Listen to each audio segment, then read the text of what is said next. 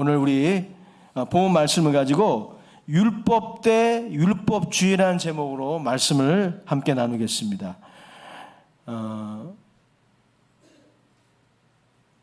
우리 좀 아까 불렀던 우리 찬양, 우리 말씀 끝나고 같이 좀 부르기 원하는데, 오늘 이 찬양의 가사가 같이 나누고자 하는 내용의 골자예요.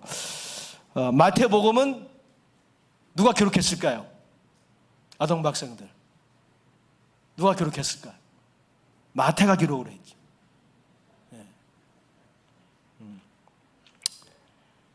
복음서의 저자 마태는 당시 이 두 가지 오해를 바로 잡으려고 했어요.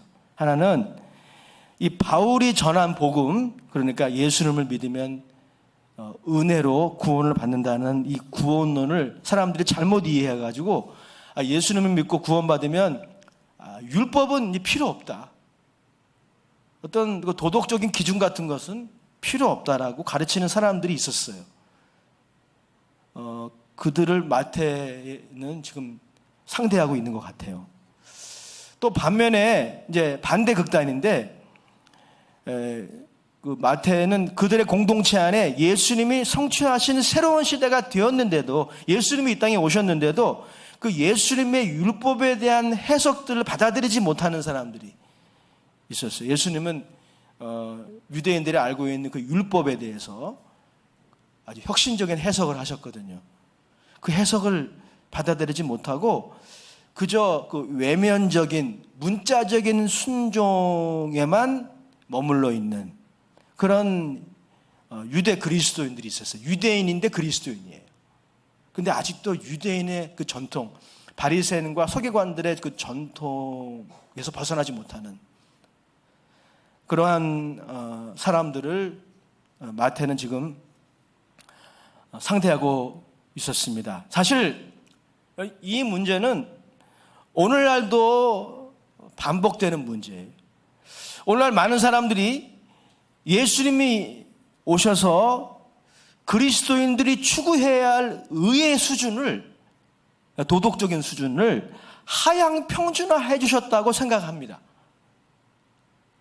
그러나 본문에 예수님은 분명히 말씀하십니다. 그게 아니라고.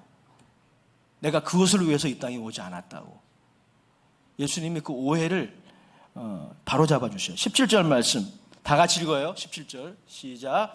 내가 율법이나 선지자를 폐하러 온 줄로 생각하지 말라. 폐하러 온 것이 아니요 완전하게 하려 함이라. 예수님은 율법과 선지자를 폐하러 오신 분이 아니라는 거예요. 그렇게 생각하는 사람이 그 당시 있었던 거예요. 오늘날도 있는 것 같아요. 우리는 은혜 시대이니까 이제 너무 율법 얘기하지 맙시다, 이런 태도들이죠. 예수님은 아니라는 거예요. 예수님은 당시에 이런 오해들과는 반대로 그리스도인들의 도덕적인 기준을 상향하신 것으로 보여요. 확장하신 거죠. 예수님은 율법과 선지자라고 대표되는 구약의 권위가 자신으로 인해 사라질 수 없음을 강조하십니다. 그는 실제로 모든 율법과 선지자가 지향했던 성취 그 자체이십니다. 한번 따라합시다. 예수님을 통해, 우리 아동부도 한번 따라해봐요. 예수님을 통해 율법과 선지자가 완성되었다. 구약의 약속들이 완성됐다는 거예요.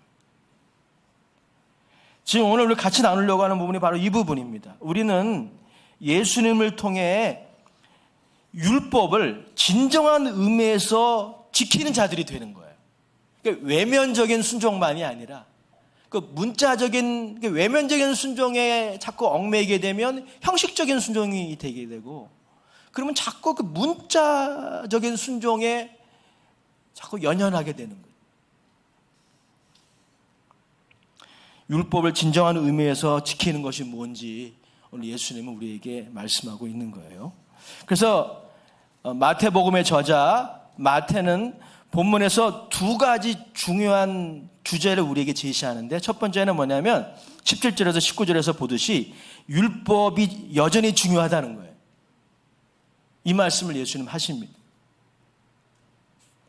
동시에 우리는 율법주의는 경계해야 된다는 거예요. 율법은 여전히 중요하지만 율법주의는 무익해요. 사실 이제 율법에 대해서 좀 얘기해봐요. 여러분, 율법이 뭐예요? 기준이에요. 기준. 그리스도인들이 살아가야 하는 선명한 기준입니다. 아주 선명해요. 모호하지 않아요. 근데 물론 율법 중에서는 의식법이나 제사법, 성결법 같은 법이 있어요. 무엇은 부정하니까 먹지 말고, 무엇은 깨끗하니까 먹어도 되고, 이런 법들 구약에 나와 있거든요. 이러한 법들은 예수님이 오시고 십자가에 죽으시고 부활하심으로 그 지향하는 바가 완전히 이루어졌어요. 그래서 오늘날 그 법을 지킬 필요 없습니다. 만약에 그 제사법들을 우리가 여전히 지켜야 된다고 한다면 여러분, 예배 때마다 짐승 한 마리씩 가져와야 돼. 양이나 염소나 돈이 좀 안 되면 새라도 갖고 와야 돼. 죽여야 됩니다. 피를 흘려야 돼. 그러니 예배 때마다 이건 뭐 그렇게 해야 된다고 한다면 장관이었을 거예요. 예수님이 죽으셨습니다. 그 몸의 육체의 죽음으로 다 이루셨어요. 죄의 형벌을 예수님이 다 담당하셨다는 것이 바로 이것의 의미예요. 그러면 오늘 본문에 나와 있는 이 예수님이 폐하러 오시지 않았다라고 하는 이 율법과 선지자, 특별히 이 율법은 무엇을 의미합니까? 십계명으로 대표되는 도덕법을 말하는 거예요. 십계명 아시죠? 이 시간이 없기 때문에 십계명을 다 열거할 수 없는데, 십계명으로 대표되는 도덕법은 예수님 말씀에 의하면 종말 때까지 결코 폐기될 수 없는 기준이라는 거예요. 선명한 기준. 18절의 말씀 같이 읽어보겠습니다. 시작. 진실로 너희에게 이르노니 천지가 없어지기 전에는 율법의 1.1획도 결코 없어지지 아니하고 다 이루리라. 천지가 없어질 때까지, 하늘과 땅이 폐허질 때까지란 종말을 의미해요. 역사의 종말이 오기까지 이 도덕법, 이 십계명은 유효하다. 이거 폐기하면 안 돼. 예수님 말씀하시는 것입니다. 여러분, 이 십계명은 어제는 옳았지만 오늘은 이거는 조금 적용할 수 없는 법이라고 할 수 없다는 거예요. 영원히, 정확하게 말하면 예수님이 이 땅에 다시 오실 때까지 이 율법은 의미가 있다는 것입니다. 예수님은 다만 이 십계명을, 이 율법을 새로운 해석으로 완성하신 것입니다. 그리고 그의 해석은 정확한 해석이었습니다. 마태복음의 전문가 R.T. 프란스가 말한 것처럼 이제 그리스도 안에서 이 율법들은 새로운 역할을 합니다. 그래서 필요한 거예요. 그리스도인들은 이제 이 도덕법을 지킬 필요가 없는 것이 아니라 진정한 의미에서 지켜야 하고 순종하며 살아야 합니다. 그래서 교회 학교에서 이 십계명 공부해야 돼요. 중고등부에서 십계명 공부해요. 반면 우리는 율법주의에 빠지면 안 돼요. 바리새인들과 서기관들의 문제는 무엇입니까? 그들이 다 그렇지는 않았겠죠. 그들 대부분은 율법주의에 빠져 있었어요. 그런데 예수님 말씀하십니다. 그들의 이 율법주의적인 의의 기준은 충격적이게도 천국의 의의 기준과 부합하지 않아요. 20절 말씀이죠. 같이 읽어보겠습니다. 시작. 내가 너희에게 이르노니 너희의 의가 서기관과 바리새인보다 더 낫지 못하면 결코 천국에 들어가지 못하리라. 충격적인 말씀이에요. 서기관과 바리새인들의 율법 순종의 수준에 머물러 있으면 천국 못 간다는 거예요. 반면 예수님께서는 또 다른 범주의 사람들도 상대하고 계시는 것이죠. 율법주의에 빠지거나 도덕법을 폐기하는 데까지는 이르지 않았지만 상황과 시대 정신에 따라서 십계명 중에 어떤 조항은 중요시하고 어떤 조항은 대수롭지 않게 여기는 태도, 이런 태도가 바로 교만이라는 겁니다. 하나님을 경외하지 않는 태도라는 것이고요. 이러한 태도는 천국에서 우리에게 낮은 자리에 앉게 한다는 것입니다. 그게 19절 말씀이죠. 19절 말씀도 같이 읽어요. 시작. 그러므로 누구든지 이 계명 중에 지극히 작은 것 하나라도 버리고 또 그같이 사람들을 가르치는 자는 천국에서 지극히 작다 일컬음을 받을 것이요 누구든지 일을 하며 가르치는 자는 천국에서 크다 일컬음을 받으리라. 십계명을 예로 든다면 십계명의 어떤 한 조항도 1.1획도 우리가 대수롭지 않게 여기면 안 돼요. 대수롭게 여기면 천국에서 다 상응하는 그런 대우를 받게 된다는 것이죠. 그럼 오늘 이 본문이 우리에게 말씀하고자 하는 의미는 무엇입니까? 율법을 진정한 의미에서 지켜야 된다는 거예요. 예수님이 오신 목적이 그것 때문이라는 겁니다. 율법을 진정한 의미에서 지키는 것. 그럼 그것이 무엇인 줄 알아야 되겠죠. 율법을 진정한 의미에서 지킨다는 게 뭘까? 여러분, 그것은 적어도 이건 아니에요. 형식적 순종은 아니에요. 형식적 순종이 있어요. 그게 바로 율법주의. 그게 바로 바리새인과 서기관의 의의 수준이. 그러면 율법을 진정한 의미에서 이루는 것은 무엇을 의미할까요? 그것은 내면적인 순종이. 그리고 전심으로 순종하려는 태도와 연관이 있어요. 율법을 진정한 의미에서 순종하는 것은 적어도 다음과 같은 것은 아닙니다. 내면적으로는 순종하고 싶지 않은데 하나님 앞에서 공로를 잃게 될까 봐, 혹은 사회적인 신분과 지위에 해가 될까 봐, 내가 목사고 내가 장로고 내가 집사인데 내 위신에 저촉이 될까 봐, 혹은 누가 보니까,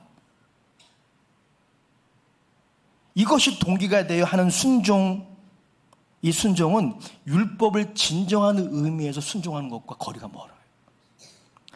이러한 순종이 바로 형식적인 순종이고, 이것이 바로 바리새인과 서기관들의 의의 수준이었던 거예요. 그래서 예수님이 너희의 의가 바리새인과 서기관의 의의 수준에서 능가하지 못하면 천국에 갈 수 없다는 것입니다. 마태복음의 강해의 저자 마이클 그린은 자신의 책에서 이 율법을 진정한 의미에서 이루는 것을 이렇게 정의했어요. 들어보시기 바랍니다. 천국의 구성원들은, 이런 사람들이 천국을 가게 되는 거예요. 천국의 구성원들은 하나님의 사랑에 마음을 다해 감사함으로 반응하는 것에 목표를 둔다. 그리고 그러한 자세에 한도는 있을 수 없다. 그것은 결코 이만하면 충분하지라고 외치지 않는다. 예수님은 외적 행위만이 아니라 내적 성향까지 기대하신다. 또한 개혁주의자 헤르만 바빙클은 그의 개혁교회학 개요에서 이 율법을 진정한 의미에서 순종하는 것을 이렇게 정의하고 있어요. 예수 그리스도는 율법의 내적 성격에까지 관통하시며 내적인 특성들을 외적인 특성보다 위에 두시며 궁유를 제사보다 위에 두시고 선지자와 율법을 하나님과 이웃사랑으로 묶으신다. 이게 무슨 말이에요? 제가 쉽게 얘기해 드릴게요. 율법을 진정한 의미에서 지키는 것은 율법의 정신을 놓치면 안 된다는 거예요. 율법의 정신. 그 율법의 정신이 뭐예요? 너무 쉽습니다. 사랑이에요. 뭐라고요? 사랑이에요. 사랑. 율법의 정신은 하나님을 사랑하고 이웃을 사랑하는 것입니다. 로마서 13장 8절에서 10절, 사도 바울도 이 율법의 정신에 대해서 피력을 했어요. 같이 읽어봅시다. 시작. 피차 사랑의 빛 외에는 아무에게든지 아무 빛도 지지 말라. 남을 사랑하는 자는 율법을 다 이루었느니라. 간음하지 말라, 살인하지 말라, 도둑질하지 말라, 탐내지 말라 한 것과 그 외에 다른 계명이 있을지라도 네 이웃을 내 자신과 같이 사랑하나 하신 그 말씀 가운데 다 들어갔느니라. 10절, 사랑은 이웃에게 악을 행하지 아니하나니 그러므로 사랑은 율법의 완성. 할렐루야. 뭐가 율법의 완성이라고요? 사랑이 율법의 완성. 즉 우리가 하나님을 사랑하고 이웃을 사랑하면 그 사람은 율법을 진정한 의미에서 지키게 된다는 것입니다. 이 사랑에 빠져버리면 형식적 순종이 되는 거예요.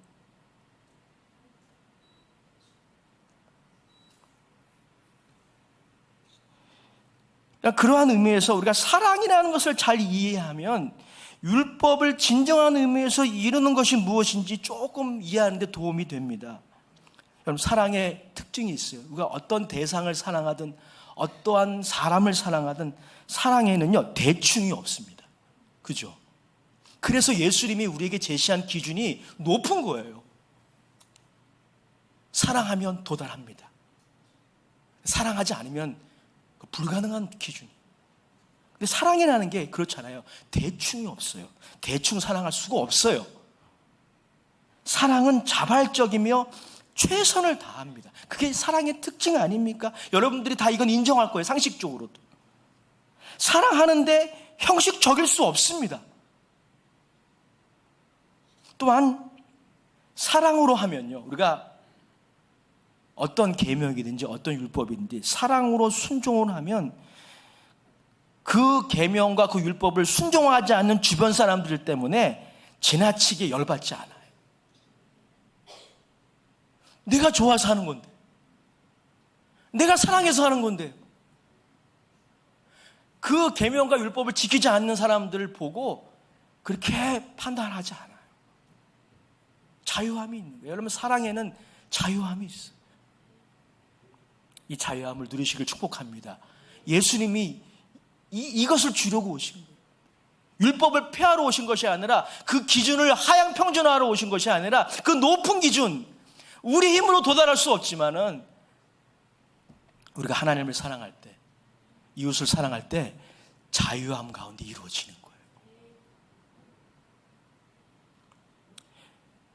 우리 한 사람 한 사람이 하나님의 사랑에 대한 감사와 감격, 그리고 그 은혜에 대한 감사 때문에 하나님을 사랑함으로 내면적으로 충성을 다하는 삶, 이것이 바로 율법을 진정한 의미에서 지키는 것이고요. 여러분, 그러한 삶에 순종하지 않은 사람들을 바라보고 그렇게 열받을 필요 없는 거예요. 그냥 안타까운 마음으로 중보기도 하는 것이죠. 예가 있어요. 우리 장년부 남성들은 아마 이 부분에 대해서 좀 동의하실 겁니다. 우리나라 남자들은 군대 문제에 굉장히 민감합니다. 그러니까 예컨대 여러 가지 그런 수단과 방법을 통해서 군대를 안 간 사람들, 어떤 합당한 어떤 루트를 통해서 군대를 안 간 사람 말고 부정적인 방법을 통해서 군대를 안 간 연예인이나 그 사람이 아무리 축구를 잘하는 사람이라도 군대를 안 갔다 오면 그런 부분에 민감해요. 몇 년 전에 여러분, 제가 실명을 밝힐 수 없지만 이분도 잘못했어. 자기가 분명히 한참 인기가 있을 때 미국 시민권자지만 나 한국 군대 가겠다 라고 얘기했거든요. 그럼 말을 지켜야 되는데 나중에 입장을 바꿔가지고 군입대를 안 한 거예요. 그래서 그 연예인이 인천공항에 오는 것도 인천공항에서 거절당하고 그랬잖아요. 저 안타까운 모습이. 우리 한국 남자들의 정서가 굉장히 예민합니다. 왜 그럴까요? 그 이유가 뭘까? 우리 교회학교 우리 남학생들, 중고등부 남학생들도 다 군대 가겠지만 왜 그럴까요? 우리 한국 남자들의 대부분은 의무로 군대를 갑니다. 가고 싶어서 가지 않아요. 의무로 친구들과 숭배를 하고 무거운 마음으로 논산훈련소로 갑니다.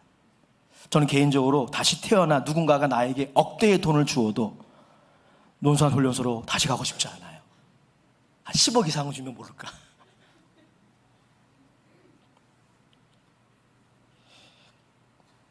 그러니 이렇게 군에 안 간 남자들에 대한 마음이 인색할 수밖에 없는 것입니다. 저는 그런 인색한 마음 자체를 비판하고자 이 말을 꺼낸 게 아니에요.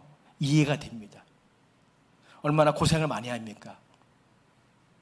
제가 말씀드리고 싶은 건 뭐냐면 사랑으로 하느냐 형식으로 하느냐의 차이를 논하는 거예요. 의무로 하면 어떻습니까? 율법주의가 거기서 나오는 거예요.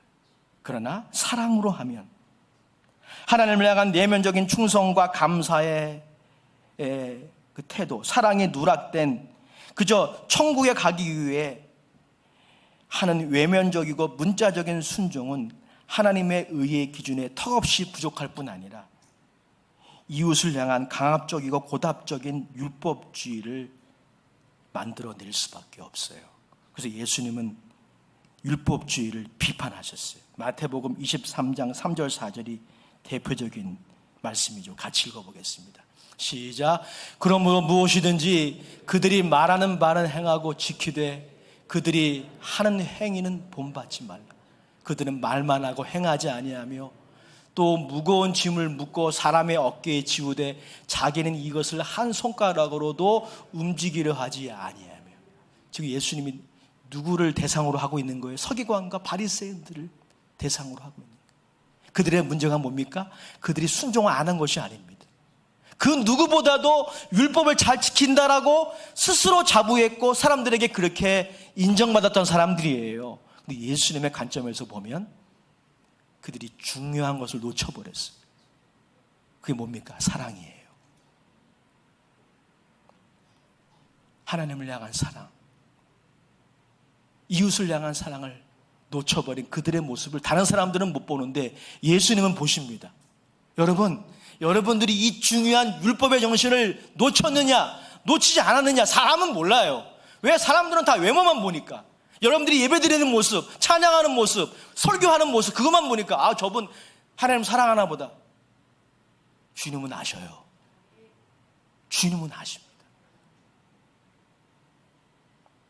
우리의 문제가 바로 여기에 있는 것 아니겠습니까? 여러분 이 문제가 당시 1세기 팔레스타인 사회의 바리새인들과 서기관들의 문제라고만 생각하신다면 오늘 설교는 헛들으신 거예요. 이런 문제는 오늘날도 반복이 돼요. 우리의 기도 제목이 있다면 여러분들이 개인적으로 사업을 위해서 진로를 위해서 기타 등등의 또 건강을 위해서 기도하는 제목들을 다 중요하겠지만 우리가 정말 기도해야 할 문제 한 가지가 있어요. 그게 뭡니까? 우리가 하나님을 사랑하지 않는 거예요. 하나님을 사랑하지 않는 것이죠. 하나님을 사랑함이 너무너무 빈곤한 거예요. 이거 사람들은 못 봐요. 저에게 그런 모습이 있다면 여러분 못 보실 겁니다. 하나님은 보고 계십니다. 우리의 기도 제목은 여기에서 시작해요. 하나님을 사랑하고 그리고 한 영혼을 사랑한다면 그 태도는 외면적인 모습으로 나타나지 않고 배기지 못합니다. 사랑하면 몸이 움직이게 되어 있어요, 여러분. 사랑하면 의지가 작동합니다. 하나님을 사랑하고 영혼을 사랑하는 사람이 이기적인 종교인으로 살아가는 것은 견딜 수 없는 일이에요. 그런데 우리의 문제는 바로 여기에서 시작되는 것이. 그래서 우리 모두 예수 그리스도가 필요해요. 오늘 결론이에요. 우리 모두 예수님이 필요합니다. 그 예수님이 우리의 지혜와 의로움과 거룩함이 되시지 않으면 우리는 우리 스스로 우리의 내적 성향을 변화시키지 못해요. 제가 에드먼턴에 있을 때 한 청년을 상담을 했었는데 그 청년이 설교 준비하면서 생각이 났어요. 그 청년이 형제였는데 이성교제로 인해 고민이 많았던 청년이에요. 어느 날 교회를 안 나오겠다는 거예요. 자신과 교제하고 있는 그 자매와 뭔가 잘 안 됐던 것 같아요. 그 자매가 또 우리 교회를 다녔어요. 교회를 안 나오겠대요. 제가 제 아내와 카페에서 상담을 한참 했습니다. 그 청년이 저에게 아주 솔직히 이렇게 말했어요. 저는 그 청년의 말이 아직도 뇌리에서 사라지지 않아요. 그럼 이렇게 말했어요. 목사님, 저는 하나님을 사랑하지 않습니다. 그 말에 제가 어떤 대답을 했던 것 같아요. 근데 그 대답은 기억이 잘 나지가 않아요. 그러나 여전히 그 청년의 솔직한 대답은 기억에서 사라지지 않고 있어요. 굉장히 솔직했기 때문이죠. 우리 스스로에게 한번 질문을 합시다. 저도 저 스스로에게 질문을 하겠습니다. 여러분들 하나님을 사랑하십니까? 그리고 이웃을 사랑하십니까? 여러분의 이웃을 한 영혼으로 바라보고 사랑하십니까? 여러분, 이것이 없이는 여러분의 율법의 순종은 형식적인 순종에 그칠 수밖에 없어요. 영혼을 사랑한다는 것은 무엇을 의미합니까? 바로 타인을 나의 기준과 취향, 기호와 재단으로 차별하는 것이 아니라 잃어버린 한 영혼으로, 하나님의 은혜가 필요한 한 영혼으로 바라보는 거예요. 만나감리교회 김명사 목사님이 말씀하신 설교에 깨달음이 있었어요. 그에 따르면 이웃 사랑은 아주 심플한 것이라고 말씀했어요. 그것은 뭐냐면 사람들을 잃어버린 한 영혼으로 바라보는 것에서 시작한다는 거예요. 그 사람의 죄악은 승인하지 않지만 그 사람을 용납하는 사랑, 이것이 바로 이웃 사랑이라고 해요. 이것이 바로 사람을 한 영혼으로 바라보는 그러한 태도라고 하는 것입니다. 우리에게 필요한 태도는 무엇입니까? 정직이에요. 솔직해야 합니다. 사람들은 여러분 못 봅니다. 하나님은 보고 계셔요. 그 하나님 앞에 정직해야 됩니다. 적어도 솔직해야 돼요. 이제 산상수훈을 통해 예수님의 수준 높은 도덕률이 이어질 거예요. 파격적인 레벨의 높은 도덕률을 예수님은 제시하십니다. 다시 말씀드리지만 우리는 이러한 기준이 필요합니다. 어차피 이상적인 것이니, 우리가 은혜로 구원받은 것이니 이 기준들을 하향 평준화하면 결코 안 돼요. 그러면 우리에게 십자가가 필요 없어요. 애통하며 회개할 이유가 없어요. 우리가 왜 십자가 앞에 나가야 합니까? 우리가 왜 주님의 은혜를 필요로 합니까? 이 기준이 너무 높기 때문에, 아주 선명하기 때문에 모호하지 않아요.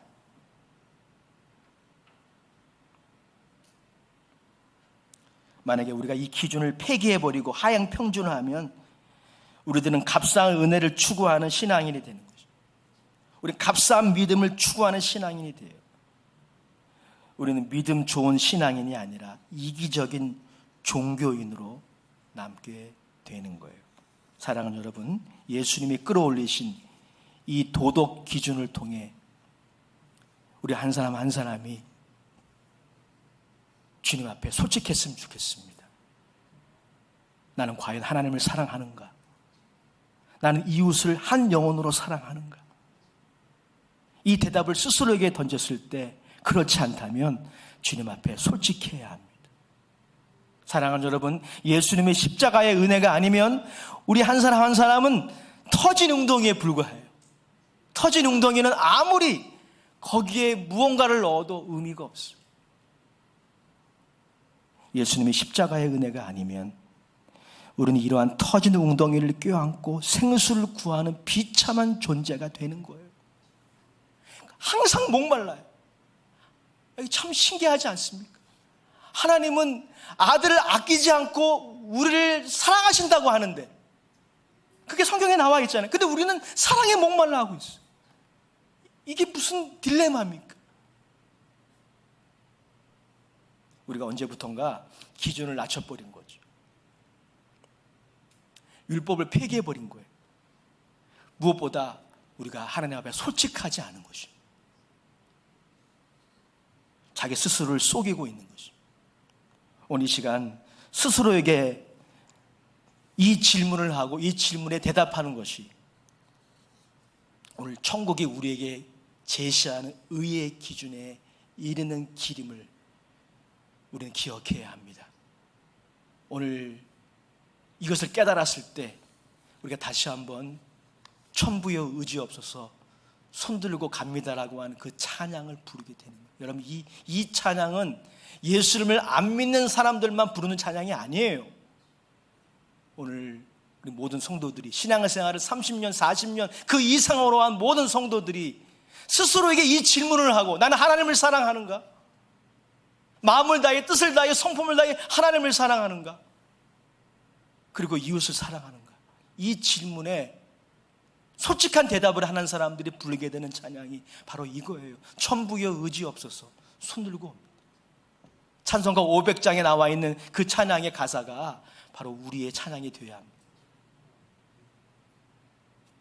기쁘고 기쁘도다, 항상 기쁘도다, 나 주께 왔사오니 복 주시옵소서.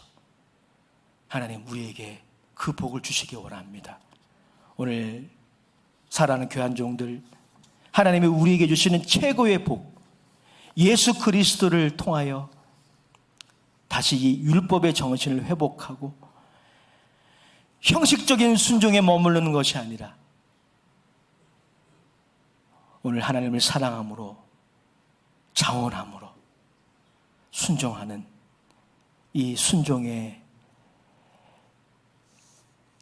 이 복이 사랑하는 모든 주의 종들에게 있게 하여 주시옵소서. 예수님의 이름으로 감사하며 기도드립니다. 아멘.